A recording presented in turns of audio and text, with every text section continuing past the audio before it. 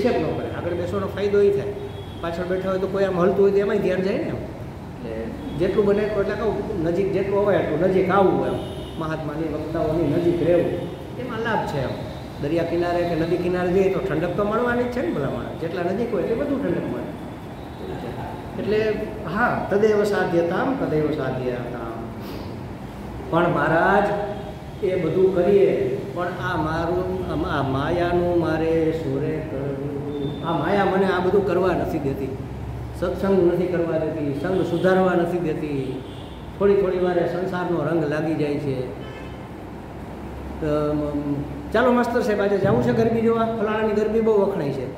કેમ? અરે યા તો ડિસ્કો દાંડિયા આવું બધું લેટેસ્ટ આધુનિક ગરબી ચાલે છે.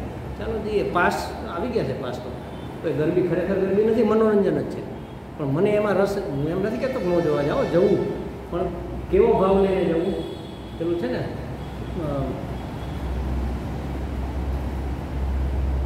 પેલું વાક્ય ભૂલી ગયો છું, યાદ હમણાં જ હતું, ભૂલાઈ ગયું. બીજું વાક્ય જ્યાં જવું ત્યાં જોગમાયા. આ કાળીને કલ્યાણી રે માં, જ્યાં જોવું ત્યાં, જ્યાં મારી નજર પડે મને તો જોગમાયા જ દેખાય. જો જોગમાયા જ દેખાતી હોય તો ગમે ત્યાં ગરબીમાં જવા માંગતો નથી. ન દેખાતી હોય તો જોવાની કે આ જોગમાયા છે, આ જોગમાયા છે, આ જોગમાયા છે, આ જોગમાયા, આ માં છે, આ કૃપા કરવાની છે, તો ગમે ત્યાં જવા માંગતો નથી. જોડાયેલા રહેવું, આનું નામ જ યોગ છે. યોગ એટલે જોડાવું, પરમાત્મા સાથે હંમેશા સતત જોડાયેલા રહેવું. તો કહે છે કે આ માયાનું મારે શું કરવું, એ મને આ કરવા નથી દેતી. તો પૂછે છે કસ્તરતી માયા. માયાને કોણ તરી શકે, કોણ તરી શકે? તો કહે છે ભગવાનની માયાને કોણ તરી શકે, એના માટેના ઉપાય બતાવ્યા છે. આવું કરો તો તમે તરી જાઓ, એના માટેનો ઉપાય છે. તો કે ય સંગસ ત્યજતી, જે સંગનો ત્યાગ કરે. ગીતાજીમાં 20 જીવનના મૂલ્યો આપ્યા છે, એ જીવનમાં ઉતારવા જેવા છે. અને એને જ જ્ઞાન કીધું છે. સમજો, જ્ઞાન પ્રાપ્તિનું સાધન પણ જ્ઞાન જ છે. બ્રહ્મ જ્ઞાન પ્રાપ્ત કરવા માટેનું સાધન જ્ઞાન છે. એ સાધન સ્વરૂપે જે 20 મૂલ્યો આપેલા છે ને, 20 કે 21 જે ગણો, એમાં એક બહુ મહત્વનું મૂલ્ય અને મને બહુ ગમે છે, મેં પહેલેથી જ એનો અમલ કર્યો છે. જન સંસદીમાં અરુચિર જન સંસદી. લોકોના ટોળામાં કે સમૂહમાં જઈને બેસવામાં આપણને રુચિ ને, હાલો જઈએ જરા બગીચામાં, મળશે પીઠવાભાઈ મળશે, હમણાં ફલાણાભાઈ મળશે, આ મળશે, હમણાં કે દિવસના મળ્યા નથી, જરા ખબર અંતર પૂછીએ, વાતો થશે, કંઈક થોડું અંદરથી ફોર્સ આવે. એ બધો શું કહેવાય, પેલું સંસ્કાર હોય ને એનો, એ આપણને જબરદસ્તી ધકેલે. તો કહે છે કે સંઘનો ત્યાગ કરવો, આ પહેલો ઉપાય. માયાને તરવાના ઉપાય બતાવે છે. તો કહે છે કે સંઘનો ત્યાગ કરવો, કોઈ પણ જાતનો સાંસારિક સંઘનો ત્યાગ કરવો. કસ્તરતી તો કે સંગસ ત્યજતી જો મહાનુભાવ સેવતી, જે મહાનુભાવનું સેવન કરે છે, મહાત્માઓનું સેવન કરે. સેવન કરવું એટલે એની સન્નિધિમાં રહેવું, એના સંપર્કમાં રહેવું, સતત એના સંપર્કમાં રહેવું.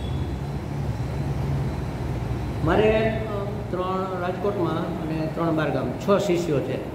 એ 6માંથી એક શિષ્ય એવા છે કે દર 10-15 દિવસ ન થાય ને ત્યાં એનો ફોન આવ્યો. એટલે બીજા સારા નથી એમ નથી કહેતો, બીજા સારા જ છે, પણ આનો સ્વભાવ એવો કે સતત સંપર્કમાં રહે. કે સ્વામીજી નવરાત્રિ શરૂ થઈ તો હવે મારે શું કરવાનું, કયું અનુષ્ઠાન કરવાનું? સ્વામીજી ગુરુ પૂર્ણિમા આવી તો હવે શું કરવાનું? પૂજા તો કરવાની, પણ શું કરવાનું એમ? આ ગણેશ ચતુર્થી છે તો હવે શું કરવાનું? આ 11 છે સ્વામીજી, મેં આજે આખી એકાદશી હતી ને, એટલે મેં પેલી કહેવાય પિતૃઓની હમણાં ગઈ ને, તો મેં આખા ગીતાજીનો પાઠ કર્યો. તો પાઠ કરીને પછી નૈવેદ્ય આરતી કરી નૈવેદ્ય ધરવાનો. તો નૈવેદ્યમાં શું ધરવું? કોઈ પણ માતાજીને પાયસમ વધારે ભાવે, એટલે દૂધની કોઈ પણ આઈટમ, પછી દૂધની મીઠાઈ હોય કે ખીર હોય કે પાક હોય, એને વધારે પ્રિય.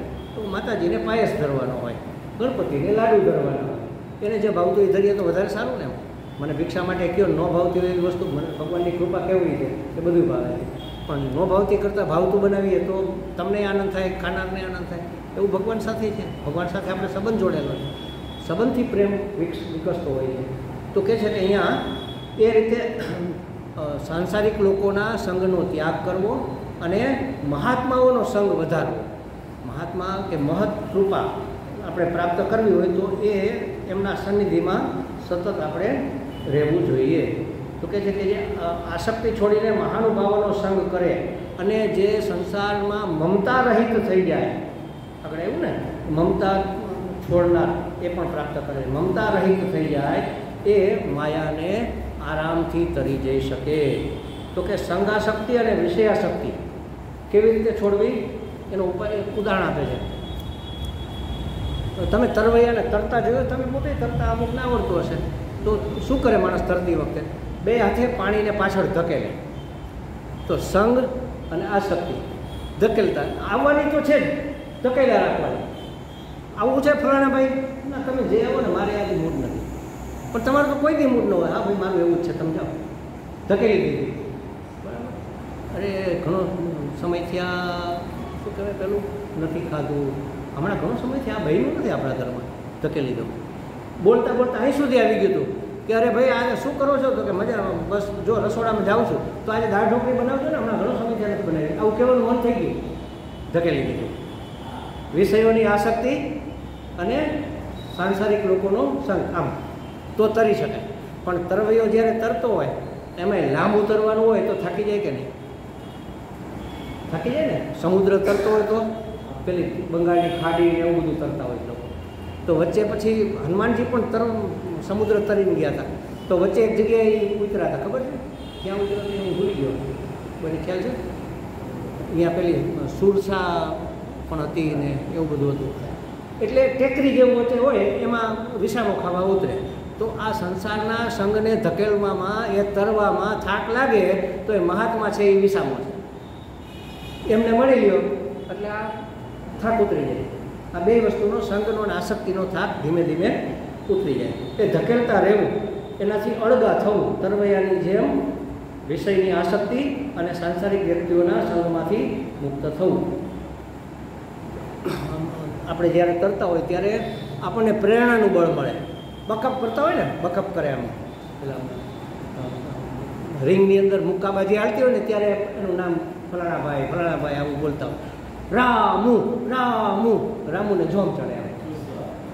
આપણે જોમ ક્યાંથી કાઢવાનું? મહાત્માઓનો સંગ કરવાથી એના અનુગ્રહનું બળ મળે. અનુગ્રહ એટલે કૃપા, એમની કૃપાનું બળ આપણને મળે અને તો જ આ કઠિન કાર્ય આપણે પાર પાડી શકીએ. અને અનુગ્રહના બળની આપણને જરૂર પડે. સંતોની કૃપાથી અહમતા ઓગળી જાય અને મમતા પીગળી જાય. નહીંતર અહમતા મમતા જતી નથી. ખાલી આ 3 શબ્દો જીવનમાંથી નીકળી ગયા ને તો માણસ મુક્ત છે. અહમતા, મમતા અને કામના, આ 3 જ વસ્તુ આપણને નડે છે. અહમતા એટલે હું પણ, મમતા એટલે મારા પણ, અને હું અને મારા માટે મારે જે જોઈએ છે એની કામના. આ 3 વસ્તુ જ માણસને નડતી હોય. હું ક્યાં, હું ભલા માણસ. તમે વિચાર તો કરો, આવડી મોટા બ્રહ્માંડની અંદર કેટલી સૃષ્ટિઓ છે. એમાંથી એક આપણી સૃષ્ટિને, એમાંથી એક પૃથ્વીને, એમાંથી એક દેશને, એમાંથી એક રાજ્ય, એમાંથી એક જિલ્લો, એમાંથી એક ભાવનગર ગામ, એમાંથી એક આપણું ઘર, અને એમાં 5-15 જણા, એમાંથી એક આપણે. હવે ક્યાં આપણે ગોઈતા જઈએ એમ નથી. શેની અહમતા કરીએ આપણે? અહમતા ઓગળી જવી જોઈએ અને મહાત્માઓના સંગથી ઓગળે. અને મમતા મરી જવી જોઈએ. એટલે મમતા મરી જાય એનો અર્થ એવો નથી કે આપણે પછી આપણા બાળકોને પ્રેમ નહીં કરીએ, પણ એની ગેરહાજરીથી મને અંદર પીડા, એની ગેરહાજરી મને સાલવી ન જોઈએ, પૂછવી ન જોઈએ. અરે એના વગર ચાલે નહીં. પછી અમારે વર્ષાબેન ઓસ્ટ્રેલિયા ગયા છે ને, તો અહીંયાથી હમણાં 2 દિવસ પહેલાં ફોન આવ્યો, અહીં આવવાનું હતું એની પહેલાં. મને કે તમે ઓનલાઈન છો? મેં કીધું હા.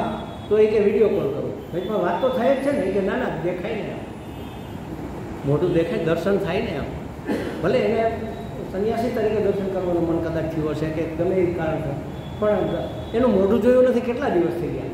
આ મમતા છે. એને પ્રેમ નથી કરતા એવું નથી, એ એની રીતે મસ્ત છે, બરાબર છે. એને કંઈ તકલીફ હોય તો માર્ગદર્શન આપીએ. બાકી આપણે આ ભલા ને એ ભલા, હું ભલો મારું કામ ભલું, હું ને મારો. હું તો ઘણી વખત કોઈ કહે ને, સ્વામીજી તમે બહાર જ નથી નીકળતા, હું ભલો મારો ભગવાન ભલો. અહીં અહીંયા પૂછજો, મારો લગભગ સવાર સાંજ 2 ટાઈમ નીકળું. અત્યારે ક્લાસ હોય તો હમણાં થોડું વોકિંગ કરીશ, સવારે ક્લાસ હોય ત્યારે થોડું વોકિંગ કરીશ, બસ. કાં ભિક્ષામાં જવાનું, બાકી ગુફામાં આપણે ભલા ને આપણું કામ ભલું. બહાર નીકળવા જેવું નથી આ સંસારમાં. હવે આપણે એકે એવી ઉંમરમાં નથી રહ્યા કે બહાર નીકળીને ગમે એને મળીએ. અમારે આ મિત્રની જેમ ચેતનાબેનને ક્યાંય જવાનું હોય, કોઈનું આમંત્રણ હોય ને, તો કે હાલો આવું છે? તો કે ના મારે નથી આવવું. તો કે હું એકલી જાઉં છું. એ કે માથે જ તાળું મારતી, પોતે અંદર હોય. કે માથે શું કામ તાળું? એ કે કોઈક આવે તેને એમ થાય ને કોઈ છે જ નહીં, એટલે મને કોઈ ડિસ્ટર્બ ન કરે. આમ હોવું જોઈએ. એ ક્યારે થાય? જ્યારે મને મારી સાથે ફાવે ત્યારે. મને મારો સંગાથ જ ગમતો નથી ને, હું આવો મને પસંદ જ નથી ને. બહુ અઘરી વસ્તુ છે એકાંતમાં રહેવું, બહુ અઘરું છે. જો પરિપક્વતા પ્રાપ્ત ન થઈ હોય તો એકાંતમાં રહેનાર માણસ ગાંડો થઈ જાય, પાગલ થઈ જાય છે એકાંતમાં રહે. એટલે અમારા પ્રવાહની અંદર સંન્યાસી થતાં પહેલાં બધું આમ તપાસે. 12 વર્ષ સુધી એને સાધના કરાવે, એકાંતમાં રહેવાનું. મેં તો મારી રીતે કરેલું સાધના પહેલાં જ, કે 1 વર્ષ હું એકાંતમાં ને મૌનમાં રહ્યો એટલા માટે કે પછી સંન્યાસ લીધા પછી મને ઘર સાંભળે તો, મને બાળકો સાંભળે, મિત્રો સાંભળે તો. કારણ કે હું ત્યારે બહુ ફેલાયેલો હતો સમાજમાં. 7-8 સંસ્થાઓમાં ક્યાંય પ્રેસિડેન્ટ ને ક્યાંય વાઇસ પ્રેસિડેન્ટ ને ક્યાંય સેક્રેટરી હતો. હું આમાં આવ્યો એની પહેલાં 6-7 સંસ્થાઓમાંથી એકા રાજીનામા આપ્યા. હવે આટલી બહિર્મુખતા હોય એ માણસ એકલો કેવી રીતે રહી શકે? મને મારી જાતને મારે તપાસવી હતી કે હું એકલો રહી શકું કે નહીં, અને મારે મૌન રહી શકું કે નહીં એ પણ જોવું હતું. 1 વર્ષ સુધી એકાંત અને મૌન રહી શકાવું એમ થયું. હવે વાંધો નહીં, હવે બાબા થઈ જાય, આમાં કોઈ ચિંતા નથી, હવે થઈ જવાય. એવી રીતે થોડું એકાંત સેવન કરવું. અઠવાડિયે 1 દિવસ નીકળી જવું ક્યાંક. હવે બધાને ફાર્મ હાઉસ હોય છે ને, બધાને કોઈને ન હોય તો મારા મિત્રને છે ને એમના ફાર્મ હાઉસ હોય ને નારી ચોકડી પાસે, એ તમને રૂમ ખોલી દેશે, એકલા રહેજો ત્યાં. એકાંત સેવન થોડુંક કરવું જોઈએ તો તમને તમારી જાતનો, આપણને આપણી જાતનો પરિચય કે ક્યાં શું તકલીફ છે, કઈ કઈ કામનાઓ અંદર પડેલી છે, હું અંદર ઉછાળા મારે છે એના વગર નહીં ખબર પડે. અને એની સાથે કામ પાડ્યા વગર, અમારા સ્વામી એવું કે હિસાબ સેટલ કર્યા વગર તમે આ માર્ગે આગળ નહીં વધી શકો. મને મારી સાથે અને મારાઓ સાથે મારે હિસાબ સેટલ કરવો જ પડશે, નહીંતર એ લોકો ઉઘરાણી કરવા આવશે કે અમે આમ કર્યું હતું તો તમે કેમ ન કરો. સ્પષ્ટ શબ્દોમાં કહેવાની હિંમત રાખવાની કે અમે તમારા બધા પ્રસંગમાં રહ્યા છીએ. ત્યારે હું પ્રિન્સિપાલ હતો, મને કે સાહેબ તમે નહીં આવો એ કેમ ચાલશે? તો પછી અમે નહીં આવીએ. મેં કીધું તમારે મારું કામ છે કે કામ કરાવવા, હું તો નકામો માણસ છું. બાળકો તમે કહો ત્યારે એટલા વહેલા આવી તમે કયો એ જવાબદારી નિભાવશો, હું હવે ક્યાંય જતો નથી. 1-2 વખત લાગે કે હવે ન આવ્યા ના, પછી બધા એ જ સામેથી કહી દે ના એને કહેતા નહીં, એ ન આવે, એ ક્યાંય જતા નથી, થઈ ગઈ વાત પૂરી. પણ હવે આપણને જ અંદરથી ખદબદતું હોય, ગયા વગર ચાલતું જ હોય શું કરીએ? એટલે અરતીર જન સંસદી, લોકસંગ્રહ, લોક મેળાની અંદર જવાનો બહુ મોહ રાખવો નહીં. અને તો સાધુનો સંગ હશે તો અહમતા ઓગળી જશે અને મમતા મળી જશે, પ્રેમ રહેશે. પ્રેમ બધા માટે રહેશે. મને ઘણા કે સ્વામીજી તમે સંન્યાસ લીધા પછી તમે તમારી ઘેરે પૂર્વાશ્રમમાં જાઓ કે નહીં? મેં કીધું મારા દુશ્મન છે, મેં કંઈ એને વેર કહ્યું છે, હું તમારી ઘરે આવું તેની ઘરે શું કામ ન જાઉં? પણ જેવો તમારી ઘરે જે ભાવથી આવું એ જ ભાવથી મારે ત્યાં જવાનું. આ મારા છે કે મારું ઘર છે એવી રીતે જવાની જરૂર નથી. અને હડકે ટેડકે તમને બોલાવે તમે હાઈલા જાવ એવું નહીં. અમારી ચેતનાને એવી કેવું કરી કે જેટલું બને એટલું વધુ સ્વામી દર અઠવાડિયે 1 વખત ફોન આવે કે સ્વામીજી આજે આ ફલાણું કર્યું છે, આવજો ને. તમે તો કંઈક કરતા જ હો. મારો કેટલો સમય બગડે? આવવાનો જવાનો 8 કિલોમીટર દૂર છે. હવે જવાની 15-20 મિનિટ, આવવાની 15-20 મિનિટ, પછી પોણી કલાક આપણે ત્યાં રહે, 1.5-2 કલાક બગડે. અને એવું પાછું હથેકનું ખાધું હોય એટલે પછી ઘેરી ચડે, રાત્રે ઊંઘ આવી જાય. જપ કરતા હોય તો એક માણસ પૂરી ન થાય પહેલાં હાથમાં જ પડી જાય. તો એ ધંધો કરવો શું કામ જોઈએ? તમારે ત્યાં પ્રસંગ હોય બરાબર, તમે કયો પ્રસંગ છે, જન્મદિવસ છે, આવજો આશીર્વાદ દેવા, તો આવશું. એમ જવાનું, આપણે એની ક્યારેય વેર નથી, બધા ઘર આપણા જ છે એમ સમજીને. એનું નામ અરતીર જનસંસ્થા. અરતીનો અર્થ એવો નથી કે આપણે એને નફરત કરવા માંડીએ, મોહ નથી, બસ મમતા છોડી દેવાની છે, મોહ છોડી દેવાનો. અને એને માટે કાલે જે શ્લોક યાદ નહોતો આવ્યો ને એ આજે યાદ આવી ગયો. એમ લખેલો પણ છે પણ ત્યારે મેળવ્યો નહોતો. કેવી રીતે આપણે રહેવું જોઈએ તો કહે છે ગીતાજીના 5મા અધ્યાયમાં 8મો 9મો શ્લોક છે, તમે જોઈ લેજો. એનું ભાષાંતર આપણે કરીશું. પશ્યન શૃણવન સ્પૃશન જિગ્રન અસ્નન ગચ્છન સ્વપન શ્વસન પ્રલપન વિસૃજન ગૃણન ઉન્મિષન નિમિષન નપી ઇન્દ્રિયાણિન્દ્રિયાર્થેષુ વર્તંત ઇતિ ધારયન. જે કંઈ કરીએ એ બધું કાલે આપણે જોયું ને, બધું ઈશ્વર માટે, ઈશ્વરની પ્રસન્નતા માટે. પશ્યન જોતો હોય, શૃણવન સાંભળતો હોય, સ્પૃશન કાંઈ સ્પર્શ કરતો હોય, જિઘ્રન શ્વાસ લેતો હોય, અસ્નન કાંઈ ખાતો હોય, ગચ્છન ક્યાંય જાતો હોય, સ્વપન સૂતો હોય, શ્વસન શ્વાસ લેતો હોય, પ્રલપન બોલતો હોય, વિસૃજન કાંઈ ત્યાગ કરતો હોય, મળમૂત્રનો ત્યાગ કરતા હોય ને એમાં પણ, ગૃહણ ગ્રહણ કરતો હોય, ઉન્મિષન નિમિષન નથી, આંખ પટપટાવતો હોય તો પણ આ પુરુષ, આ ભક્ત, આ સાધક શું વિચારે? ઇન્દ્રિયાણી ઇન્દ્રિયા ઇન્દ્રિય સુવર્તનથી. ઇન્દ્રિયોના વિષયોમાં જાય છે. હું તો સાક્ષી છું, હું ખાલી માત્ર એને જાણું છું. એમ સમજે ઇતિ ધારયન, એવું ધારે એવું સમજે કે ઇન્દ્રિયો એનું કામ કરે છે. હવે વિષયોનો તમે કેવી રીતે ત્યાગ કરવાના કયો મને? આપણે કે વિષયોનો ત્યાગ કરવો કેવી રીતે કરવાનો? તમારી સામે આવવાના જ છે ને. મને ભિક્ષા માટે કીધું, ચાલો બરાબર, હવે સરસ ભાવતા ભોજન થયા, તો જે પસંદગીનું હોય, આપણા સ્વાદને અનુકૂળ હોય, એ સ્વાદ મને સારો તો લાગવાનો જ છે ને. તો હું કહેવાનો છું ને કે ના, સરસ જમવાનું સરસ બનાવ્યું, ત્યાં સુધી આસક્તિ નથી. હા બેન, જમવાનું બહુ સરસ બનાવ્યું, ત્યાં સુધી આસક્તિ નથી. પછી કે મજા આવી ગઈ, ત્યાં આસક્તિ છે. એટલે ખાલી આટલો જ ફેર છે. જમવાનું સરસ છે, સ્વાદ આવ્યો, મારી પસંદગી, મારા સંસ્કાર મુજબ પસંદગીનું છે, બરાબર, પણ મજા આવી ગઈ, એમાંથી મજા આવી ગઈ. એ મજા લેવાની નથી, એ આસક્તિ છે, એ છોડવાની છે. મજા આવશે, પણ એ મનને, આપણે મનની સાથેનો વાર્તાલાપ કરવો નથી, મનને પ્રોત્સાહન આપવાનું નથી. મજા આવી ગઈ, જો એવું કહેશું મજા આવી ગઈ, તો બીજી વાર મજા લેવાનું મન થશે, અને બીજી વાર લેશું તો એ ચીલો ઊંડો પડશે, અને પછી જરાક કંઈક થશે ને તરત એમાં પ્રવાહ દોડશે. એ વસ્તુને જે છે એ સ્વીકાર છે. ઇન્દ્રિયાર્થેષુ, ઇન્દ્રિયો એના અર્થોમાં પ્રવર્તે છે. હું માત્ર જોઉં છું ને જાણું છું, સાક્ષી ભાવે. આવું જે સમજે એ માયાને તરી શકે. કોણ તરી શકે? ઉઠતા, બેસતા, ખાતા, પીતા, સૂતા, જાગતા, લેતા, દેતા, ઇવન આંખ પટપટાવતા વખતે પણ હું કરું છું એવો ભાવ ના રહે. હો રહા હે, બસ. અમારે એક મહાત્મા હતા ને કે મેં કરતા હું નહીં, બસ હો રહા હે, બસ થાય છે, થઈ રહ્યું છે. કોણ કરે છે કોણ નથી કરતું એની પિંજણમાં પડવું જ નહીં. ભગવાન કરે છે, બહુ ઈચ્છા થાય કહેવાનું, ઈશ્વર કરે છે, અને વાસ્તવમાં તો એ જ કરતા આવતા છે બધું, પણ છતાં એ આપણને હજી નથી પકડાતું. બસ થાય છે, કેવી રીતે ખબર નથી, થાય છે. પણ આ તો તમે કર્યું, બસ મારાથી થયું, મારાથી આ થઈ ગયું, મેં કર્યું એવું નથી. કોઈક અંદર બેઠું છે ટેકા દેવાવાળા, એટલે થાય છે. હું પણ નીકળી જવું જોઈએ, હું કરું એ હું પણ જો નીકળી જાય તો અહંતા મમતાનો ત્યાગ થઈ જાય, અને તો એ માયાને તરી શકાય, એ માયાને તરી શકે.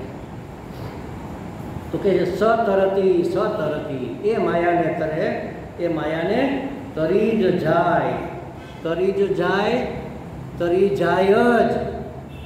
બે રીતે સમજો, જ ને આગળ પાછળ બે જગ્યાએ લગાડો.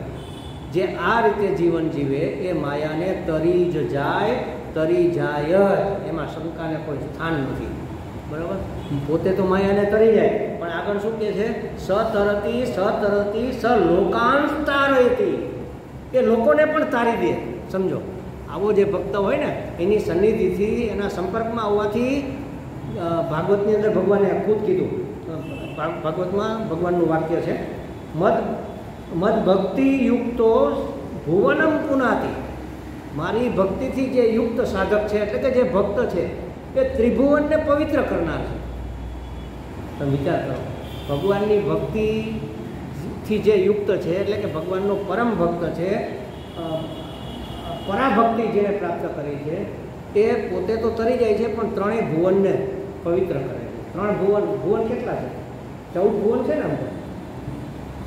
ભૂ ભુવ સ્વા મહાજન તપ, પછી અતલ વિતલ પાતાળ તલાતલ, હા એ સાત ઉપરના 14 ભુવન છે. તો આ ત્રણ ક્યાં?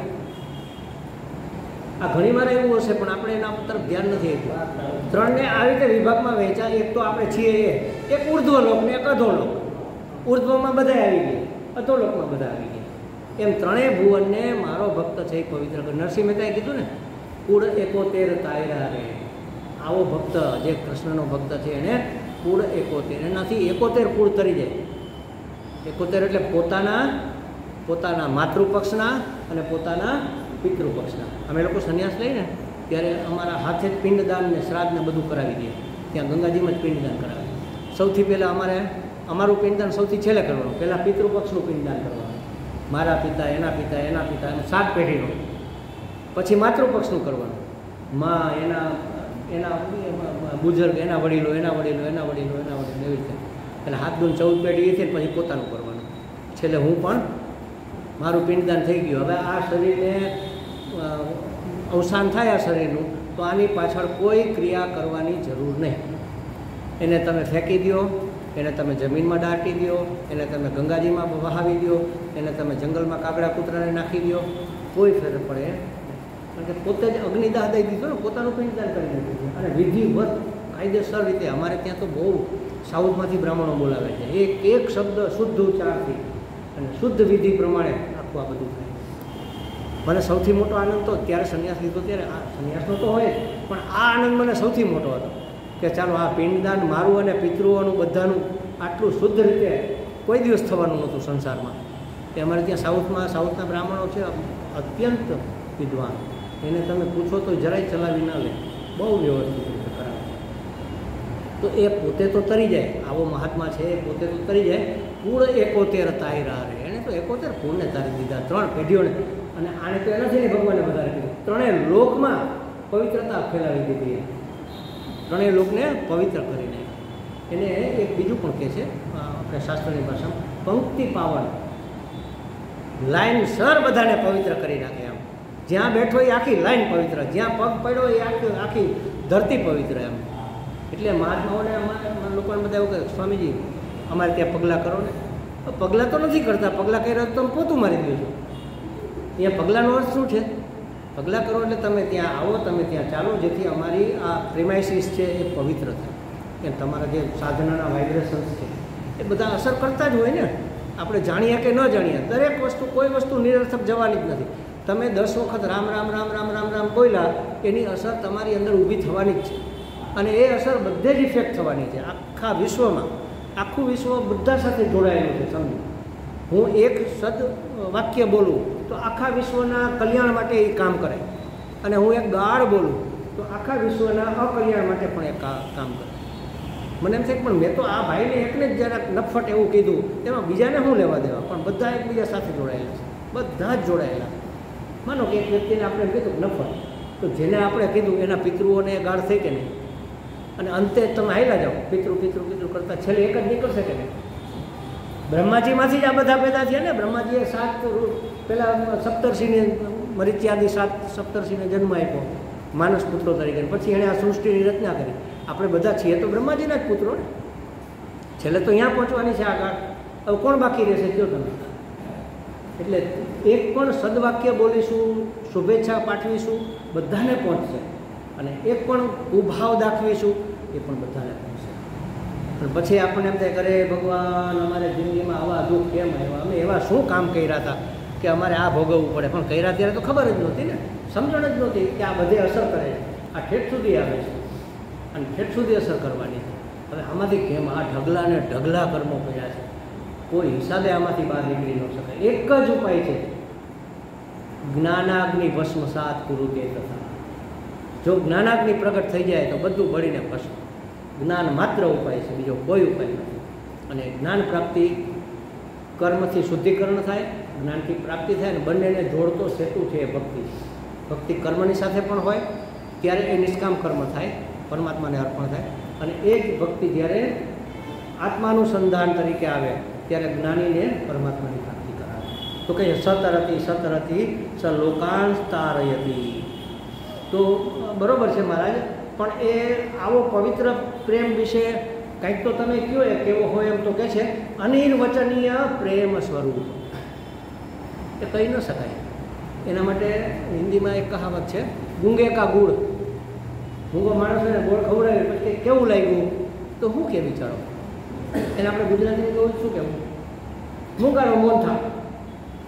આપણે એવું કહે ચાલો, આ તો આપણે ક્યાંય છે નહીં, આ તો એવું યાદ આવી ગયું એટલે મૂંગાનો મોંથા. પ્રાસ મળવો જોઈએ ને, ગુંગે કા ગુડ એની જાય. હવે કાંઈક તો કહેવું પડે ને, તો કે એ તો ભાઈ અનિર્વચનીય. પણ અનિર્વચનીય છે તો કાંઈક તો સંકેત કરો. મૂંગો હોય એ કાંઈક તો કે ને, આપણે મોંથાળીને ખવડાવીએ, સરસ મજાનો કણીદાર મોંથાળ હોય ને, અંદર ચારો લઈને પિસ્તા નાખેલા હોય ને, એલચીવાળો હોય ને, આમ સરસ ઢેફલા પાડેલા હોય 3x3 ઇંચના પેલા હવેલીના હોય ને, હવેલીના એવા, અને એ એને ખવડાવીએ. અને પછી કંઈક કેવો લાગ્યો તો બોલી તો ન શકે, પણ સંકેત તો કાંઈ આમ તો કરે ને, મજા આવી છે એવું તો કે નહીં. તો એમ તમે કાંઈક તો સંકેત કરો એમ કે આ પ્રેમ કેવો છે, કેવી રીતે પ્રાપ્ત થાય, એના વિશે કાંઈક તો સંકેત કરો. તો કહે છે મુખ આસ્વાદનવત. મૂંગાના આસ્વાદન જેવો છે, ગુંગે કા ગુડ જેવો છે, શું કે મૂંગાના મોંથાળ જેવો છે. એ કહી શકાય એવો નથી, પણ કાંઈક કહેવું પડે. બોલો એ કંઈક સંકેત કરીને કાંઈક તો કહે છે ને. તો પછી હવે 54માં સૂત્રમાં કહે છે, હું બોલાવું છું, તમે બોલજો. આપણે આ ટૂંકમાં ગયા વખતે કરી ગયા છીએ, આ વખતે થોડું વિસ્તાર એનો કરીશું નવેસરથી. ગુણ રહિતમ